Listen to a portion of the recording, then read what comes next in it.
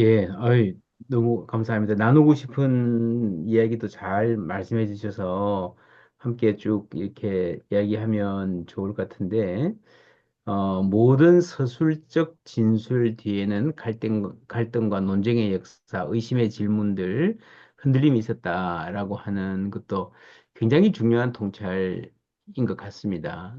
신학의 역사가 그렇고 성경도 사실 저도 이제 성경 읽으면 이스라엘을 지키는 자는 졸지도 아니하시고 주무시지도 아니하신다라는 말이 나올 때 왜 이런 말이 필요했을까?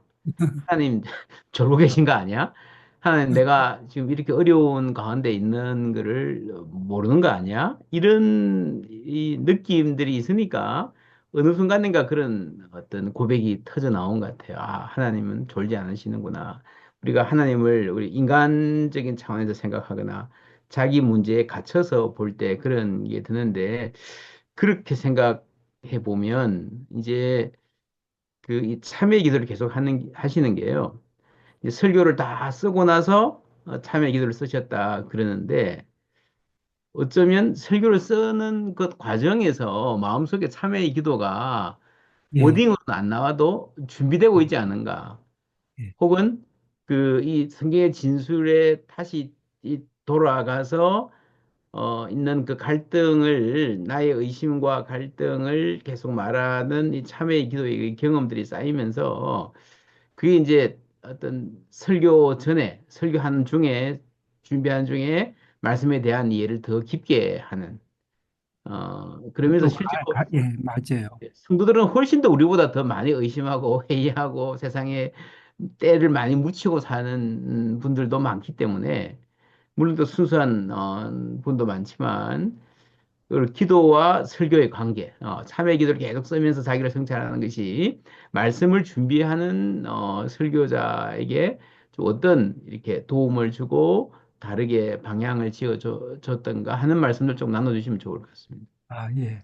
그리고 실제적으로 설교를 준비할 때, 제가 이제 프로페자이를 이제 우리 하면서도 늘 그런 것을 많이 이제 권하는데, 내가 지금 대학 청년들한테 이 말씀을 증거한다면, 대학 청년들이 이 본문을 갖고 어떤 질문을 할까? 음, 그리고 어떻게, 어떤 대답을 우리 설교자에게, 목회자에게 듣고 싶어 할까? 음, 그러니까 그 질문을 뽑아내는 게 사실은 그 참회 기도문의 내용이라고 할 수가 음, 있겠습니다. 그러니까 지금 말씀드린 대로 우리가 하나님을 신뢰한다 그러는데 예수님이 가장 절박하게 십자가에 달리셨을 때 엘리 엘리 라마 사박단이라고 그렇게 부르짖었을 때 예수님에게도 하나님에 대한 질문이 있었거든요. 음, 그러니까 나 같은 사람이 하나님에 대한 질문을 한다는 걸 어떤 분들은 이게 불경하다고 질문을 안 하는 분들이 있거든요. 근데 저는 예수님도 하셨기 때문에 과감하게 하나님에 대한 질문을 해야 된다고 생각해요. 뭐냐면 하나님 이게 진짜예요? 하나님 이렇게 하면 진짜 이루어져요? 하나님은 정말 이런 분이세요?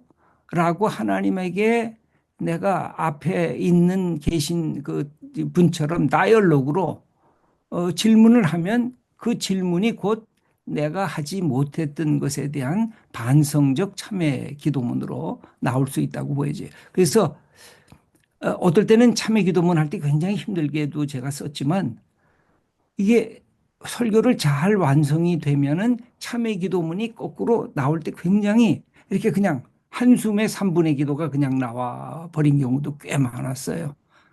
그래서 저는 우리 많이 여기에 목회자분들이 많이 계시면 오히려 본문을 갖고 이제 중고등학생들, 대학생들, 청년들 아니면 장년들, 노년들이 할 수 있는 질문을 나 나름대로 이렇게 먼저 뽑아보는 것도 본문의 이해를 하는데 굉장히 의미가 있고 좋지 않겠는가. 저는 그런 생각을 해봅니다. 예. 이제 그 질문이 감사하고요. 그 말씀하신 로마서 7장의 예. 문제, 로마서 7장에 이제 저도 이제 로마서 공부하고 하면서 굉장히 이렇게 많은 그 해석사가 쌓여 있고 갈등이 많은데 이게 바울의 프리 크리스찬 폴이냐, 포스트 크리스찬 폴이냐 하는 게 굉장히 이렇게 많이 논쟁이 되고, 예수 믿고 난 다음에 바울을 이야기한다고 하기는, 야, 이게 믿음을 그렇게 강조했던, 복음만의 자유를 강조했던 바울이 너무 이렇게 막 비참하게 이렇게 고뇌하는 모습은 정말 받아들이기 힘들다. 그래서 이제 여러 가지 해석으로 우회하는 방법이 많고, 심지어는 저는 이제 이게 워낙 얼마나 이게 심각한 문제인가. 심지어는 이제 바울이 사이칼라지컬 해석하는 분들은 바이폴라였다. 이 좀 조울증이라 그러죠. 좋을 때는 굉장히 막 피어나고 이렇게 안 좋을 때는 너무 다운되는 그런 성격이어서 칠장 쓸 때는 굉장히 이제 기분이 꿀꿀했고 이제 그 다음 날이나 한 이틀 후에 너무 기분이 좋아져가지고 팔짱 그렇게 쓰지 않았냐?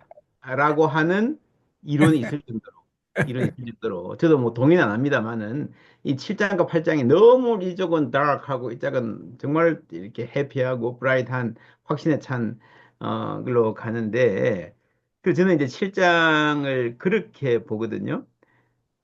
바울이, 물론 이제 자기의 그 아담적 셀프, 아다믹 셀프라고 하는 그에 자기가 함께 참여해 있지만 어떤 점에서 어, 실제로 나의 고민이라기보다는 아다믹 셀프를 1인칭으로 이렇게 표현한 그런 실제로 아주 구체적으로는 내 경험하고는 안 맞지만 내가 전체적으로 아담적 자의 죄 아래 있는 인간을 원리적으로 고백하기 때문에 어떤 그런 탄식하는 모든 사람들의 대표로 또 고백하는 그런 느낌이 강하거든요. 제가 보기는.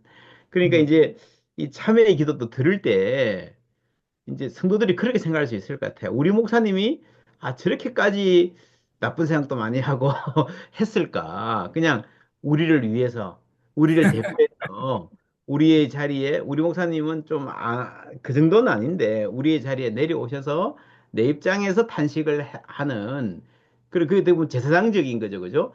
그런 느낌으로 볼 수도 있겠다. 바울의 로마서 7장도 그렇게 볼 수 있고요. 저는 사실 그런 생각을 참회 기도에서 많이 하거든요. 저분이 네. 뭐 개인적으로 실제적인 경험이기도 하지만 그냥 요즘 젊은이들 많이 쓰는 말로 이렇게 성도들에게 빙의해가지고 그 마음속에 들어가가지고 그 입으로 하는 기도가 아닌가 그런 대목도 많이 있지 않나? 어, 그런 느낌이 좀 있어요. 그거 어떻게 생각하시는지? 예, 굉장히 재밌는 표현이신데, 예. 저도 우리 박 목사님의 생각에 동의를 하면서 제가 생각하는 것은 뭐냐면 로마서의 중심이 어디에 있느냐. 저는 로마서 5장 11절에서 12절부터 시작해서 21절에 있다고 저는 늘 로마서를 읽을 때마다 그렇게 파악을 하거든요.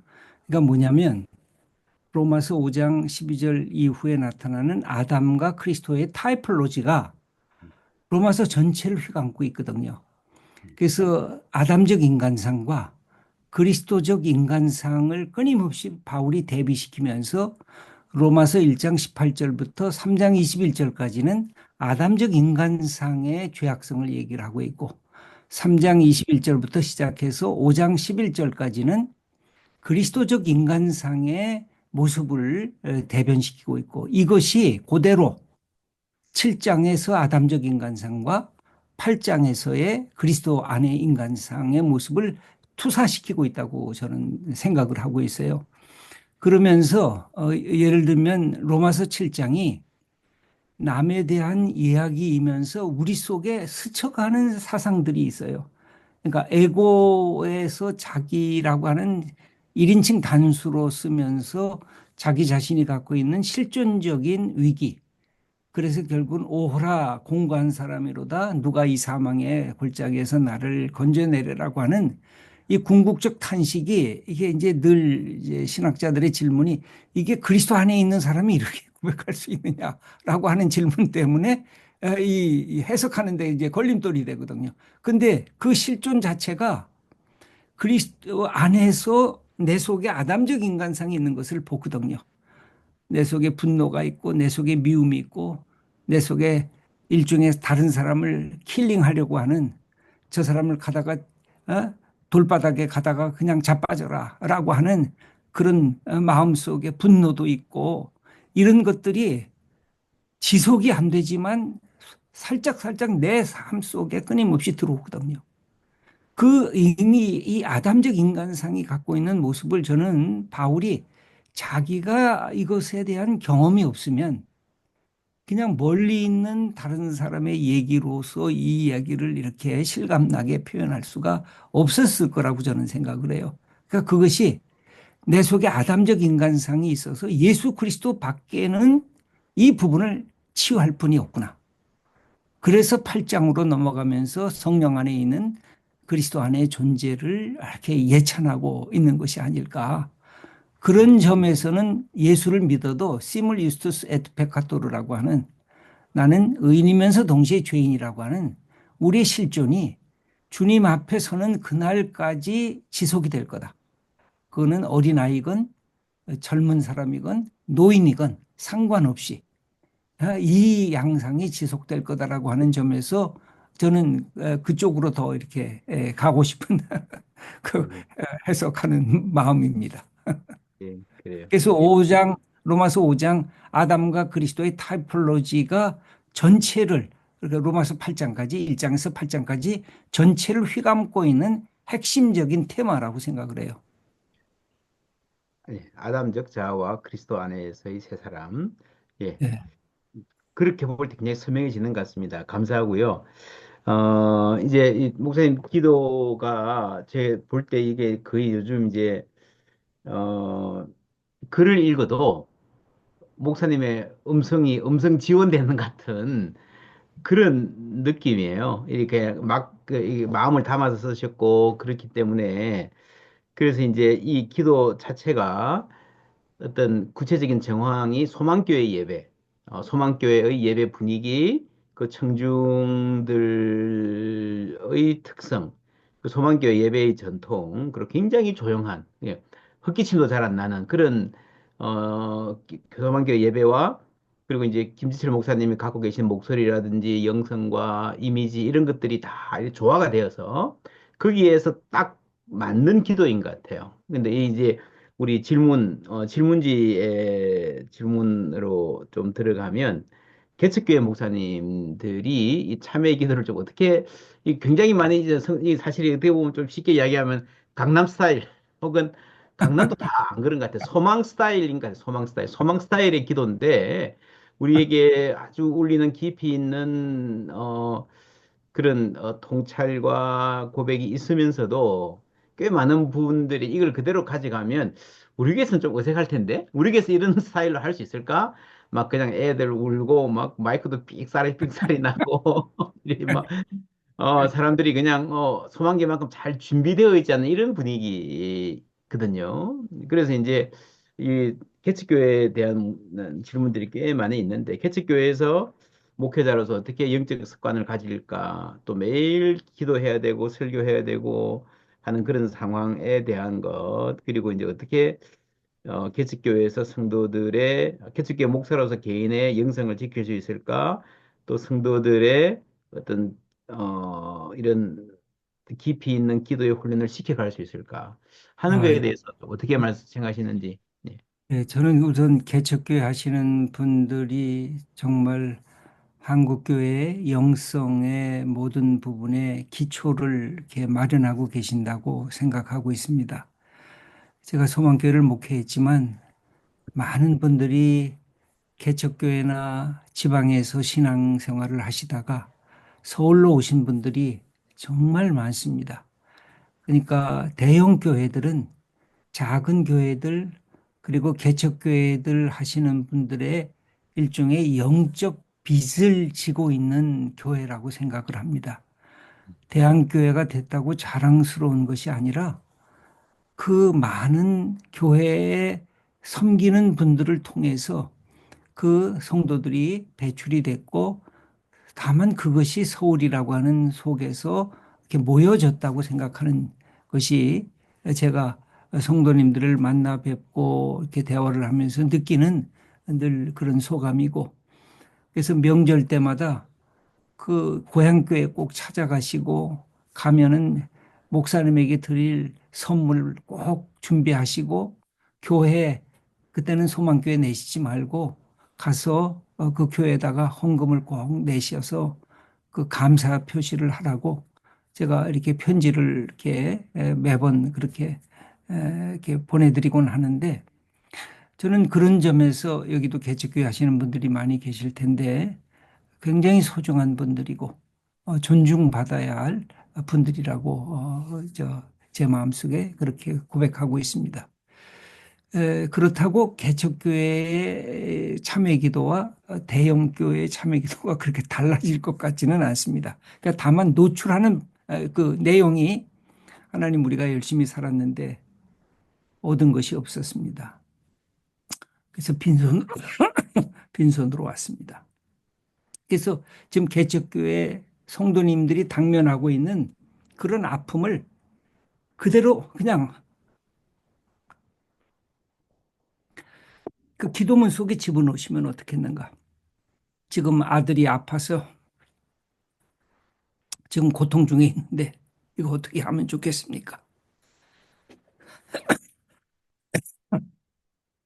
그러면서 혹 그 속에 우리의 죄가 있었는지 아니면 하나님 앞에 불순종한 것이 뭐가 있는지 하면서 알려면 저는 다 똑같다고 생각을 하는데 우리의 영점을 드러내는 거니까 바닥을 드러내는 거니까 그냥 우리가 갖고 있는 실존적인 문제, 우리가 지금 재정적인 압박을 받고 있습니다. 하나님 어떻게 해야 됩니까? 그대로 그냥 토해내면 되지 않겠는가? 그래서 궁극적으로는 그 내용이나 목표는 같다고 보여집니다. 우리의 바닥을 끊임없이 고백하는 것. 그리고 하나님의 은총을 기다리고 하나님의 도움을 요구하는 것. 그런 점으로 갈 수 있다고 하면 아마 내용들이 부분적으로는 달라질 수 있어도 본질의 면에 있어서는 같이 연결될 수 있지 않겠는가 하는 것이 제 생각입니다. 그래서 우리 개척교회 하시는 분들 하여튼 용기를 내셔야 돼요. 힘들고 요사이는 더 어려우신 것 같아요. 그래서 이제 그런 분들을 볼 때마다 정말 가슴이 아픈데 이게 어떻게 해결해야 될는지 사실 저도 예. 예 그래서 그런 이제 그 이것제 개척교회 혹은 좀 작은 교회 혹은 시골 교회 같은 경우는 목사님들마다 많이 좀 다르겠지만 어떤 제 느낌, 제 경험으로는 다들 이제 막 삶에 지쳐 있고 성도들 중에 목사님 스스로도 그렇고 성도들 중에 좀 패배 의식이랄까 그런 분들도 많고 그러니까 좀 밝아야 된다. 어, 좀 예배가 희망을 줘야 된다. 막 박수도 막 장성도도 힘차게 손뼉 치고 꼭 그렇게 해야 될 것 같고. 그래서 이제 막 너무 진지하게 막 이렇게 기도하다 보면, 아유, 안 그래도 힘든데 더 처진다. 이런 약간 그런 생각이 있지 않나 싶어요. 그런 것들이 이제 이런 분위기, 맞아요. 지금 그 말씀이 굉장히 중요한데 예. 저는 이건 아주 중요하다고 봅니다. 성도님들이 목사님의 모습과 얼굴을 보면서 음, 충전을 받아야 돼요. 영적 에너지 충전을 받아야 됩니다. 근데 목사님의 얼굴을 보니까 나보다 더 힘드신 것 같아. 그러면 같이 이게 축축 늘어집니다. 그러니까 지금 박 목사님이 말씀하신 대로 더 우리가 찬양도 더 열심히 부르고 어떻게 보면 내가 갖고 있는 의심의 해석학도 있지만 하나님의 말씀에 대한 신뢰 해석학을 더 강조하면서 그런 점에서 더 강력하게 우리가 기도하고 우리가 말씀대로 순종하고 이 길을 가야 된다고 하는 그래서 목사님의 모습을 보면서 영적 에너지 그 모습과 말씀을 들으면서 음, 저는 그것이 정말 중요한데 이건 뭐 작은 교회나 큰 교회나 다 마찬가지라고 보여져요. 음, 지금 그 말씀하신 거 그래서 따뜻한 미소나 친밀감도 중요하지만 무엇보다 저분이 예수 믿는 저분을 나도 따라가고 싶다라고 하는 음, 그 관점은 계속 열어줘야 될 것 같습니다. 음, 음. 예, 그래서 이제 이게 어떻게 보면 목사님 스스로의 어떤 삶의 자리나 삶의 태도, 사역을 한 태도, 사실 목사가 예수님 때문에 해피해야 성도들 해피할 수 있으니까 하는 거하고 예배나 설교를 약간의 어떤 목사는 사실은 이 예배나 공동체 분위기의 연출자 역할도 해야 되잖아요. 그죠? 그러니까 밝게, 뭐, 예배 전체 분위기도 그렇고 제가 아는 어떤 분은 교회를 개척했는데 늘 이렇게 좀 솔직하게 고백하고 연약함을 나누라 이런 말을 너무 많이 들어서 그게 묶여 있어서 계속 그렇게 설교를 한 거예요. 설교할 때 나는 이것 때문에 힘들다. 그리고 뭐 솔직하게 그러다 보니까 성도들이 나중에 너무 처져가지고 이래서 이게 솔직한 게 다 능사가 아니구나 라고 하는 그런 이야기를 한 개척한 지는 6개월 만에 그런 말을 저한테 하더라고요. 그래서 제가 그 아주 기억이 나는데 참회의 기도는 참회의 기도대로 닦고 깊이 있게 통렬하게 통일을 하지만 그러면서 예배 전체를 또 밝게 이끌어가는 것도 함께 중요하겠다는 생각이 듭니다. 우리 저 사전 질문에 좋은 게 많은데 많은 부분이 이렇게 뭐 어떤 동기로 쓰셨나요? 하는 것들이면 일단 대답이 된 것 같았어요. 우리 채팅창에 올라와 있는 기 포함해서 같이 좀 얘기하면 좋을 것 같습니다. 어, 오늘 여기 지금 와 계신 분들 중에서 직접 좀 특별히 기도에 대한 이야기고 목회에 대한 아주 중요한 이야기이기 때문에 함께 질문하실 분 있으면 질문해 주시면 좋을 것 같습니다. 질문도 좋고 소감도 좋고요. 예.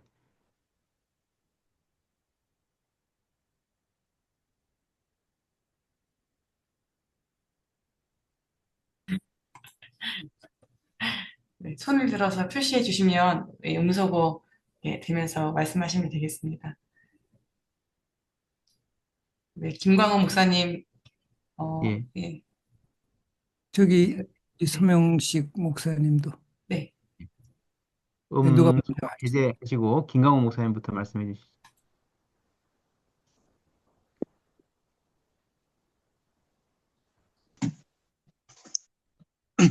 네, 안녕하세요. 음, 책을 읽고 소감이라 하기는 좀 부끄럽지만 그냥 느낀 점을 조금 적어봤어요.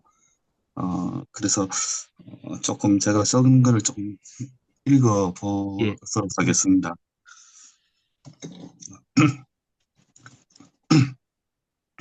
이 책을 펴자마자 서문을 읽으면서 큰 충격을 받았습니다. 목사님의 사모님께서 김진철 목사님께 하셨다는 말씀, 하나님께 기도한 것이 아니라 기도문을 그냥 읽어간 것 같아요. 라는 이 말에 저도 같은 큰 두려움을 받게 되었습니다. 예배를 인도하고 하나님의 말씀을 전하는 사람으로 살고 있지만 어느새 그냥 일처럼 사역하고 있는 저의 모습을 보면서 하나님의 일을 하나님 없이 하고 있는 것은 아닌가 하는 그런 회개하며 돌아보는 시간을 가졌습니다. 아직 제가 이 책을 다 읽지는 않았지만 아껴두면서 시간 날 때마다 한쪽씩 읽으면서 묵상하고 참여하는 시간을 가지려고 합니다. 그렇게 기도하는 시간 조금씩 가지려고 합니다. 귀한 기도문 나누어 주셔서 감사합니다. 네, 아, 예. 예, 감사합니다. 감사합니다. 예, 이 귀한 고맙습니다. 나눔 감사합니다. 예, 또 소감이나 질문 있으시면 아까 서영식 목사님 손 드셨나요? 누가? 예, 네, 참 이렇게 줌으로 같이 그 기도에 대한 소중한 것을 나눌 수 있어서 너무 감사하고 참 좋습니다. 참회의 기도를 이렇게 또 깊이 나눌 수 있어서 참 좋은데 제가 했던 그 경험을 좀 나누고 싶어서 잠깐 말씀드리려고 하는데요. 예, 저는 이제 그 시를 쓰는 모임을 좀 가졌었어요. 목회자들하고. 그런데 음, 저는 이제 우리 김치로 목사님은 이제 설교를 끝내고 이제 참회 기도를 쓴 건 굉장히 참 좋은 아이디어인데요. 제 경우는 이제 설교를 준비하면서 이 시를 쓴 적이 있어요. 한 5년 정도. 그래서 그 음, 시를 써가지고 그 주보에다가 이제 에, 그 이제 그 쉼의 시간, 뭐 말씀의 쉼 이제 그런 코너로 해서 한 면을 시를 연재한 적이 있었는데 참회의 기도하고 또 이렇게 여튼 참회 기도도 말씀과 관계된 것이고 이제 제 경우 이 시를 썼던 것도 굉장히 더 말씀을 더 깊이 생각하고 또 묵상할 수 있는 그런 시간이 되어서 어, 제가 이 말씀을 들으면서 제가 했던 것을 한번 소개하고 싶어서 한번 말씀드려봤습니다. 네, 고맙습니다. 예, 너무 좋습니다. 시 대표적인 거 한두 편 올려 주시어도 좋을 것 같아요. 채팅창에 어떤 아주 좋은 그 좀 잔 파이프 목사님도 대림절인가? 대림절 때마다 시를 쓰면서 이제 대림절을 준비하고 설교 준비하고 하신다 이런 말씀 저도 언젠가 해보고 싶은데 뭐 잘 못하는데 수 목사님 아주 부럽습니다. 예, 예. 그 이제 올라온 질문 한번 볼까요? 개인 공동체 나라를 위한 참여의 기도. 저도 이제 이 질문 드리고 싶었는데 정치적 성향에 따라 사실 요즘에 특별히 한국 사회가 워낙 양극화돼 있어가지고 기도를 하기도 굉장히 좀 조심스러운, 그죠? 하다 보면 은연중에 자신의 정치 성향이 드러나고 왜 그렇게 기도하셨어요라고 막 좀 힘들어 할 것 같고 그런 그런 부분 또 플러스 이제 전통적인 주제가 왜또 기도만 하냐, 행동하지 않고, 라고 하는 그런 또, 그죠? 우리가 사회적으로 많이 이 도전도 받기도 하고 하는, 그런 점에서 이제 어떻게 좀 하셨는지, 또 요즘 같은 상황에서 목회자들에게 설교나 기도에서 어떻게 좀 중심을 잘 잡고, 그러면서 세상으로부터 이렇게 절연되지 않고, 하나님의 방법으로 또 인게이지 할 수 있는 그런 방향이 뭐가 있을까 조금 다들 듣고 싶어 할 것 같습니다. 사실 굉장히 요사이 우리 목사님들이 설교 때나 기도 때나 말씀하시기가 어려운 시대에 들어온 것 같아요. 옛날보다 더 지금 너무 어려운 시대에 들어와 있는 것 같습니다. 저는 설교 때에 이런 문제가 나왔을 때 늘 제3의 지점을 얘기를 했는데 제3의 지점은 예수 그리스도의 중심이라고 할 수가 있다고 보여지는데, 그러니까 기독교 신앙은 중심을 예수 그리스도에게 두는 것이기 때문에 좌나 우를 이렇게 이거 놔두면 이게 중간이라고 하는 것과 중심이라는 것 다르거든요. 중간이라고 하는 것은 이 좌나 우를 이렇게 잘라버리는 게 중간인데 그러면 중간이라는 게 협소해집니다. 근데 중심이라고 하는 것은 좌나 우를 포함하는 건데 제가 이 얘기를 왜 말씀드리냐면 예수님 당대에도 좌와 우가 있었거든요. 예수님의 좌파는 당대의 진로 땅. 근데 예수님의 제자 중에 진로 땅이 있었거든요. 그다음에 예수님의 좌파는 SN파인 쿰난 종파가 좌파에 속하거든요. 하나는 역사 속에 하나님 나라를 이룩게 하겠다고 하는 무력과 폭력을 이렇게 불사하겠다고 하는 그런 그룹이었고, 하나는 이 역사가 너무 퇴폐했으니까 우리가 별도의 공동체로 역사를 떠나서 살아가겠다는 것인데, 이 두 그룹이 예수의 그룹 속에 들어오거든요. 그다음에 우파가 있었는데 하나는 사두개파. 이 사람들은 종교도 갖고 권력도 갖고 명예와 돈도 다 갖겠다는 거거든요. 근데 예수님은 제일 싫어했던 사람들이 사두개파였어요. 이 사람들에게는 관심이 없었어요. 그래도 관심이 많았던 사람들이 바리새파였는데 바리새파와 예수님이 굉장히 비슷합니다.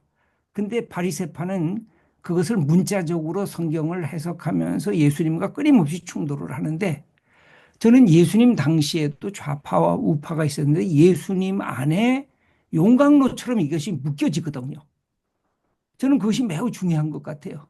그래서 세리와 진로 땅이 같이 동거할 수 없었는데 예수님 안에서는 동거를 하거든요. 그건 예수님이 갖고 있는 어마어마한 포용성과 중심성 때문에 그러거든요. 근데 한국 교회가 지금 포용성과 중심성을 동시에 잃어버리고 있어요. 그러니까 한쪽으로 가야 기독교 공동체라고 하는 것으로 극단화시키고 있고 또 중심성이 없으니까 다른 사람을 포용할 능력이 사라지고 있는 것. 그러니까 저는 이 시대에는 예수님이 갖고 있었던 위치를 다시 반복하는 게 굉장히 중요한 것 같아요. 그러니까 예를 들면 우리가 사람 이름을 누구 이름을 대는 순간에 저 사람은 어느 편이구나 하는 것이 지금 드러나는 지금 이 시대 아니에요. 그러니까 그게 굉장히 어렵습니다. 저는 늘 그래서 우리 가까운 사람한테는 그러거든요.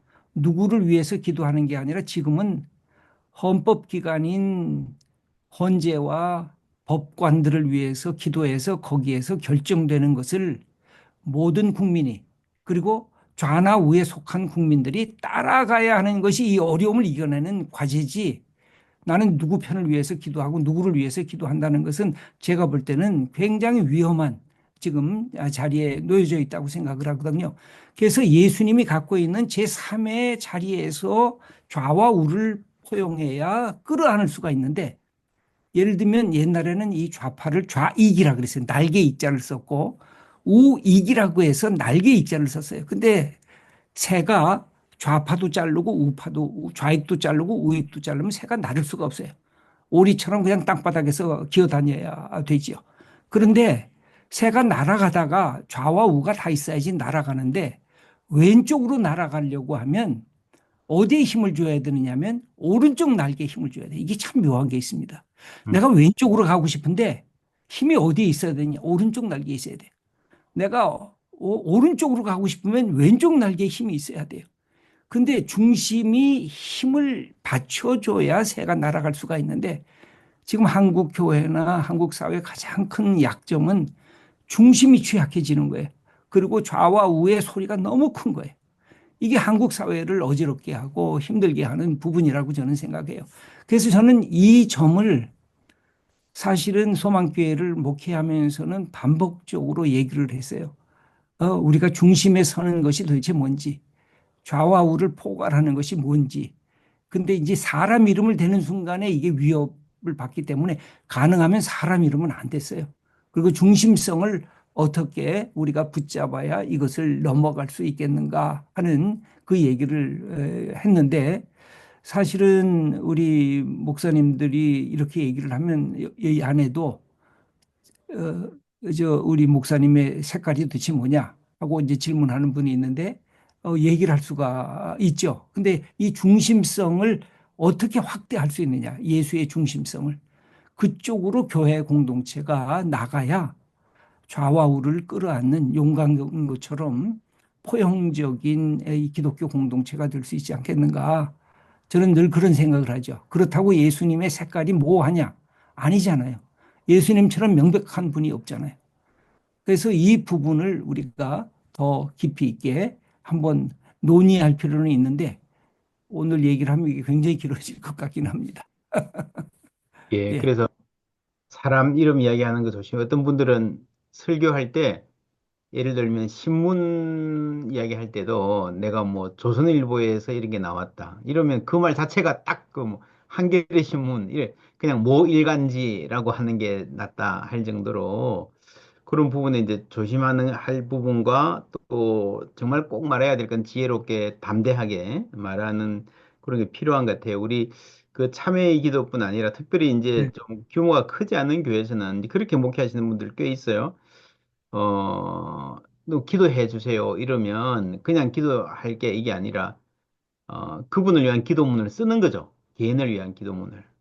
이렇게 한 서너 줄이든 너댓 줄이든 아파서 기도해 달라 그러면 우리가 평소에 하잖아요. 이렇게 수술 받는다 그러면 의사를 위해서 기도하고 회복을 위해서 기도하고 이렇게 쭉 그냥 그 좋은 습관 같아요. 특별히 네. 규모가 크지 않은 교회에서는 목사님이 계속해서 기도를 쓰다 보면 그냥 누굴 위해서 기도하는 것보다 그 기도가 굉장히 구체화되고 마음이 잘 전달되기도 하고 그리고 이제 제가 최근에 어떤 교회 목사님하고 만나요. 그 교회도 이제 기도 쓰기를 시작했는데 굉장히 좋다 그러더라고요. 기도를 노트를 줘서 쓰게 하는 이제 이분의 말이 옛날 60대, 70대 이상 분들은 통성기도 하자 그러면 굉장히 불이 잘 붙고 잘 되는데, 이 젊은이들은 한이 많이 없어가지고, 그렇게 좀 다르다. 그래서 오히려 생각하게 하고 중학생들도 차분히 앉아서 한 10분이라도 기도를 쓰게 하니까 굉장히 깊이 있게 기도하더라. 그래서 이제 아까 이 질문 가운데에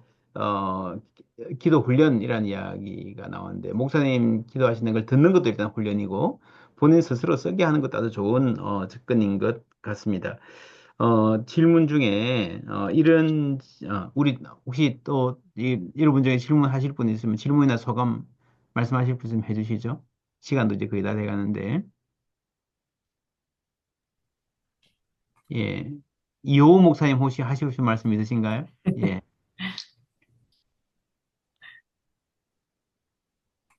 예, 뭐, 너무 우리 원장님하고 이사장님 이야기 듣고 있으니까 뭐 시간 가는 줄 모르고 두 분 이야기만 들어도 너무 좋고요. 그 기도의 언어가 이렇게 깊을 수 있고 넓을 수 있구나 이런 것 좀 생각을 좀 해보게 됐고요. 우리 김지청 목사님 이번 책 감사한 건 저희 교회는 그 아침에 새벽 예배가 따로 현장에서는 없고 저희는 라디오 방송으로 새벽 5시에 나가거든요. 팟빵으로. 그 꼭 인트로 때 저희가 기도를 문을 좀 읽어줍니다. 좋은 기도문. 보네프 목사님의 기도문도 있고, 존 베일리 목사님 기도문도 있고, 뭐 이런 데서 읽어주는데, 저희 김지수 목사님 책 받고, 야, 이게 365일 앞으로는 인트로는 좀 걱정 없겠다. 지금 굉장히 저한테는 큰 선물 하나 받은 것 같고요. 그, 제가 이제 지난 주간 저도 이제 설교하면서 기도 관련된 내용이 좀 있었는데, 아주 저한테는 굉장히 인사이트 있던 내용 중에 하나가, 그, 기도라는 제가 조너선 섹스라는 그 유대인 랍비 이 책을 좀 읽게 됐는데요. 히브리어 에서 기도한다라는 말 자체가 판단하고 숙고하고 성찰한다 이 말을 이렇게 재기적 의미로 이렇게 해석한 거다 이렇게 거기서 풀이해놓다 하더라고요. 그러니까 기도라는 게 이제 자기를 판단하는 거죠. 자기를 성찰하는 거고. 그러면서 이 기도가 어찌 보면 자신의 내면을 성찰하고 하나님 앞에서 변화하는 과정을 갖는 건데, 저희 김지철 목사님 이 책 읽으면서 그, 어떤 느낌이 저한테는 들었냐면, 1인칭 단수일 수 있는 것, 좀 기도가 늘 이렇게 집요하게 1인칭 단수인 나를 이렇게 드러내는 거나 내가 중심이 되는 기도가 많았는데, 내가 좀 사라진 것 같은 느낌이 들었어요. 이 기도문을 보면서. 그래서 도리어 예전에는 주로 이 기도할 때마다 내가 필요한 게 무엇인가 이런 기도가 우리의 대부분이었는데 마치 이제 내 삶이 인생이 내게 요구하는 게 무엇일까 이게 목사님 기도문이 대부분 보니까 그런 기도더라고요. 다. 인생이 내 삶이 요구하는 게 무엇인가. 그래서 저는 이 책 읽으면서 기도에 대한 좀 여러 가지 생각들을 더 많이 해보게 된 것 같습니다. 너무 감사드리고 특별히 오늘 박영호 목사님이랑 두 분 이야기 들으면서 너무 많은 인사이트 너무 재밌는 시간을 가질 수 있어서 너무너무 감사하다는 말씀 드리고 싶습니다. 네. 예, 감사합니다. 이호 목사님, 지급 헤더 책 이름 아시죠? 독일 화가 책 번역하신데 그 책도 너무너무 좋아서 북특화만 했지만 혹시 모르는 분 계시면 한번 들여다보시라고 권하고 싶고요. 오늘 많은 시간 지났는데 마지막 질문 드릴게요. 우리 여기 사전 질문지에도 나왔던 질문인데 대형 교회 목회자로 은퇴하시면서 바라보신 한국 교회. 한국 여기 질문지에는 한국 개척교회라고 했지만 한국 교회 전반으로 보면 우리가 가져야 될 아주 중요한 가치, 지금에서 가장 큰 도전과 기회가 무엇인가? 라는 걸 말씀해 주시면 감사하겠고요. 요것과 함께 우리 박동영 목사님 질문이 있으신 것 같은데, 박동영 목사님 질문과 함께 마지막으로 한국교회가 지금 가져야 될 가장 큰 도전이 뭐고, 우리가 소중하게 여겨야 될 가치가 뭔지, 한국에 어떤 희망이 있을지 하는 말씀, 마지막, 소감 겸해서 말씀해 주시면 감사하겠습니다. 우리 박 목사님 질문 대답과 함께. 네, 저는 뭐 질문은 아니고요. 예, 예. 저에게 이게 좋은 것은 목사님의 기도가 어쨌든 1인칭으로 이렇게 좀 되어 있고요. 그래서 어떻게 보면 이제 우리가 시편의 말씀도 이렇게 1인칭으로 이렇게 많이 나와 있죠. 그래서 그 나의 기도로 이렇게 전환할 수 있는 좋은 기도의 안내자가 되었는데 저에게 또 하나 이제 좋은 것 중에 하나는 내가 이 본문을 가지고 설교할 때 그럴 때 내가 기록했던 제가 보면서 제가 설교했던 본문을 저도 이걸 찾아보게 됐어요. 음, 내가 설교했던 본문에 대해서 목사님이 어떻게 기도하셨는가 그걸 이렇게 좀 넘겨보게 됐습니다. 음, 그러면서 목사님이 내가 했던 설교에서 내가 하지 못했던 그런 기도를 이렇게 새롭게 하셨구나라는 것을 알게 되었고, 이런 개인의 내면적인 깊이 있는 기도가 이렇게 이룰 수 있었구나라는 것을 새롭게 많이 배우게 되었고요.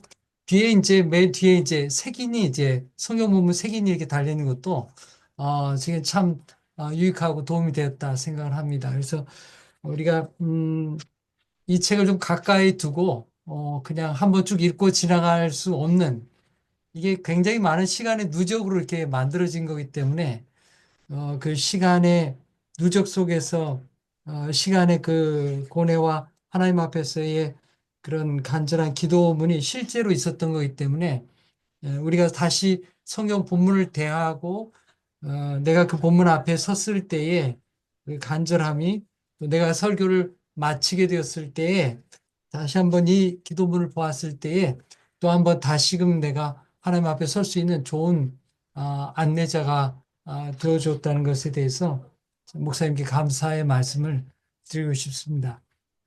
질문이 네, 아니라 감사합니다. 그런 그 예, 소감과 이게 우리에게 설교하는 데 있어서 참고 자료로 또 나를 돌아보는 귀한 자료로 이렇게 활용하고 또 이렇게 가까이 두고 기도할 수 있겠다 그런 생각을 해 많은 도전을 받게 되었습니다. 감사합니다.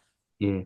우리 북토크에 많은 질문들이 있지만 크게 보면 가장 중요한 두 질문이 하나는 어떤 배경에서 어떻게 이 책을 쓰셨습니까? 라고 하는 질문이고 또 하나는 이 책을 어떻게 읽고 어떻게 활용하면 좋겠습니까? 라고 하는 질문이라 그러면 우리 이호은 목사님하고 박동영 목사님 말씀해 주시는 게 이 책의 활용법. 그러니까 같은 책을 가지고도 풀리 또 다양한 방법으로 활용할 수 있어서 아주 좋은 통찰 주신 것 같습니다. 특히 맨 마지막에 창세기부터 쭉 세 개는 있거든요. 그래서 어떤 이 찾아볼 수, 보고 참고할 수 있는, 또 확대해 갈 수 있는, 또 어떻게 보면 이 설교를 읽고 거기에 착안해서 또 설교를 하나, 기도 하나 읽으면서 설교를 한번 기획해서 가볼 수 있는 방향도 있을 것 같아요. 예. 귀한 나눔 감사합니다. 우리 김실 목사님 맨 마지막 말씀 예. 주시죠. 예. 뭐 이렇게 참여해 주신 여러분들에게 감사드립니다. 그 지금 세계가 이게 막 경쟁 사회 이 세계로 지금 바뀌어지고 있고 갈등 구조로 이렇게 전환되고 있는데 그 제일 걱정이 제가 그런 겁니다. 힘 있는 사람이 여유와 넉넉함과 배려가 없으면 모든 구조는 갈등 구조로 갑니다. 그러니까 이게 권력이 많은 사람이든지 교회 공동체로 말하면 대형 교회라든지 하여튼 힘 있는 사람들이라고 하는 분들이 자기 에고이스트적으로 이기적인 자기 중심성으로 바뀌어지면 공동체가 다 엉클어지는 거예요. 서로가 서로를 만나는 지점들이 다 깨지는 거. 그게 지금 우리가 갖고 있는 아픔이라고 보여져요. 그래서 힘 있는 사람들이 다른 연약한 사람들을 향해서 조금 손해가 보더라도 열어지는 거. 이게 세계는 업적주의 세계니까 그게 쉽지가 않거든요. 근데 기독교 공동체마저 그것을 따라가면 교회 공동체가 갖고 있는 자기의 거룩한 역할을 사역을 감당하기가 어렵게 되는 거죠. 저는 그래서 참회의 기도라고 하는 것이 왜 중요하냐면 우리가 갖고 있는 모든 힘이 하나님으로부터 내게 주어졌다고 하는 것을 고백하고 다시 나는 아무것도 아닙니다. I am nothing. 나는 꽝입니다. 라고 하는 자기 선언을 하게 되면서 겸손해지고 다른 사람도 함께 동참해야 할 그런 믿음의 형제와 자매구나 하는 것을 깨닫는 것이 참회 기도라고 생각을 하거든요. 저는 한국교회를 앞으로 100년이나 200년 후에 지금 21세기 초에 한국교회를 이제 판단한다면 한국교회 문서들이 나오잖아요. 그럼 한국교회는 아마 다 거룩한 교회고 회개도 잘하는 교회라고 생각을 할 거라고 보여져요. 문서만 보면.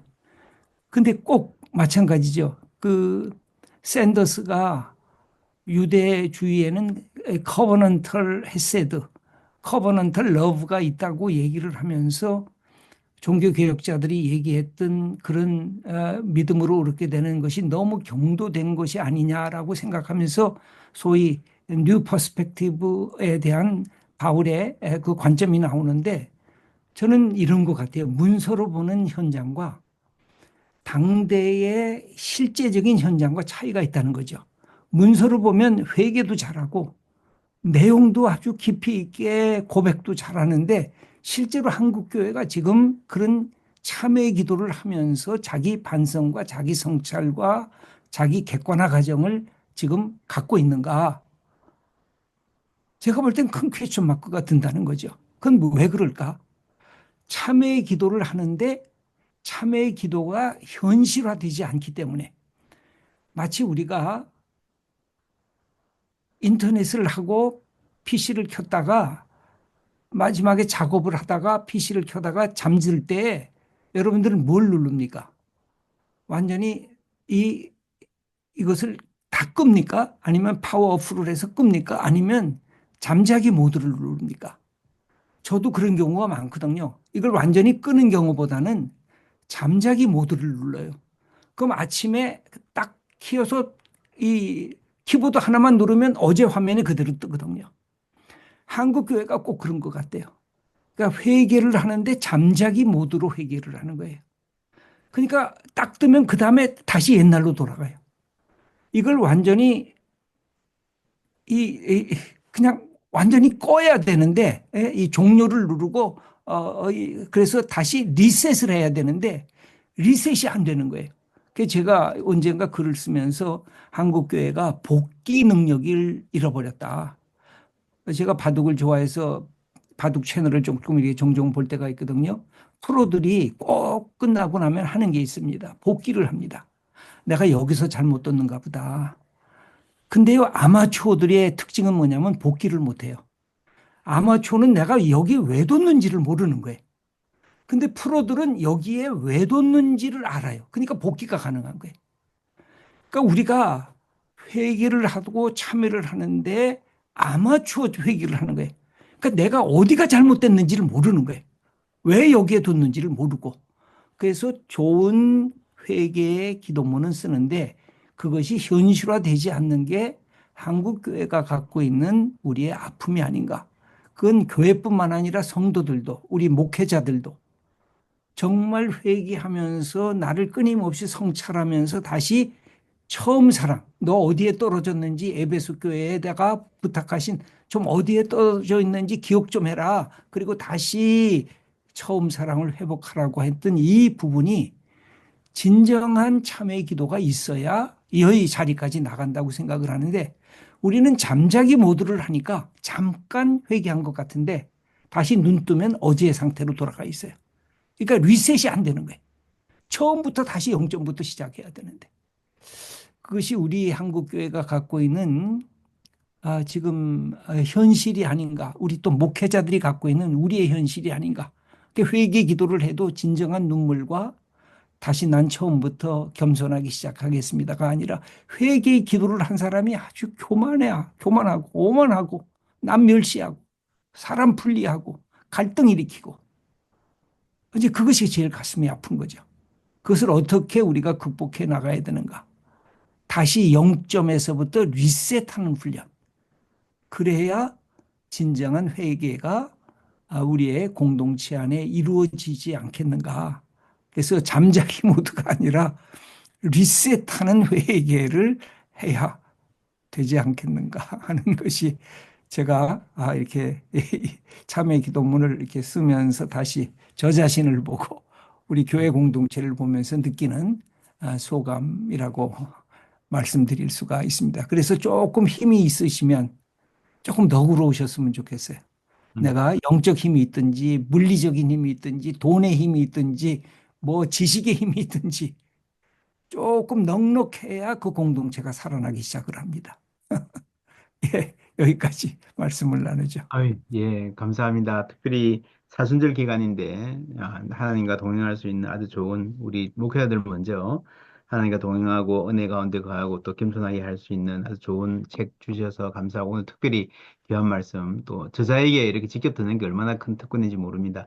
목사님 감사합니다. 우리 박수로 감사 인사하겠습니다. 예.